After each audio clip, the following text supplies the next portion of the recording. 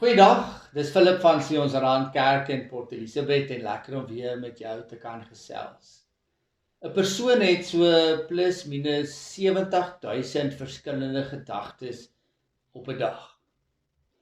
En ons gedagtes is vir net 3 sekondes op 'n keer by die oomblik in die nou. Verder beweeg ons gedagtes heen en weer tussen die verlede en die toekoms. Soos 'n aap wat in boomtakke swaai ons gedagtes heen en weer tussen die verlede en die toekoms oor die hede, waar die gedagtes vir 3 sekondes stil staan. Heen en weer. So in ons gedagtes is ons dikwels ergens anders. En nie hier nie in die oomblik nie. Ons verlede gedagtes is meestal nostalgies of verwyd en berou. Ons dink aan wat in die verlede gebeur het, die mooi goed en herleef dit, dis nostalgie. 'n Verlange na die verlede, na dinge wat positiewe gevoelens in ons wakker maak, wat ons graag sou wou oor hê. Die goeie ou dae. Maar ons verlede gedagtes kan ook verwyd en berou wees. Ons dink aan pynlike ervarings in die verlede, waarvan ek dalk die oorsaak kon wees, of wat iemand anders aan my gedoen het. Dikwels dinge wat nooit deur gewerk is nie. Ons toekomsgedagtes is om te probeer uitfigure wat kom, wat volgende gaan gebeur. Die gevaar van die verlede gedagtes, van nostalgie of verwyd en berou, is dat ons kan vashak in die verlede, soos in die goeie ou dae. En iemand noem die wat vashak die remember-whens. Ons kan ook vashak in dit wat nie deurgewerk en opgelos is nie. En wanneer ons vashak, sluit ons onsself af van nuwe ervarings.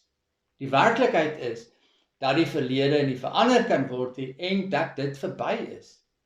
Al wat die verlede regtig is dat dit die onvermaakte pad is wat ons tot hier gebring het, wat my gemaak het wat ek is. 'n Lewe wat ek so moet aanvaar en waaruit ek kan groei. Die gevaar van toekomsgedagtes is dat dit meestal 'n bekommer oor die toekoms is, wat spanning, vrees, angs en onsekerheid in ons lewens indra. En die ander gevaar van toekomsgedagtes is dat dit onrealistiese verwagtinge kan skep. Wie so toekomsgefokus is, kan ons noem one-dayers, die mense wat altyd sê eendag. Die werklikheid oor die toekoms is dat dit onkenbaar is. Niemand het 'n idee van wat in die toekoms gaan gebeur nie. Die kuns van die lewe is om in die oomblik te lewe, om te fokus op wat nou gebeur, om die sonsondergang te sien, die kind se laggie te hoor en om die klippie op te tel. Wat sê die Bybel oor leef in die oomblik? Oor die verlede gedagtes sê Jesaja 43:18-19, maar moenie net aan die vroeë dinge dink en by die verlede stil staan nie. Kyk, ek gaan iets nuuts doen. Dit staan op die punt om te gebeur. Julle kan dit al sien kom. Ek maak in die woestyne pad, ek laat in die droë wêreld riviere ontspring. God wat die skepper God is altyd besig om 'n nuwe ding te doen. Dalk in my, dalk om my, dalk vir my. Dis 'n opwindende gedagte want ons hou van nuwe dinge. Maar ek moet in die oomblik wees om dit te kan raak sien. As ek vashak by die ou goed, dan mis ek dit. Oor die toekomsgedagtes, Jakobus 4:14, dat die toekoms onbekend is. Julle wat nie eers weet hoe julle lewe môre sal wees nie. Daarom roep Jesus ons in die oomblik in. Wanneer Jesus ons leer bid, Matteus 6:11, beklemtoon hy die oomblik. Gee ons vandag ons daaglikse brood. Jesus fokus ons ook op die oomblik in Matteus 6:34.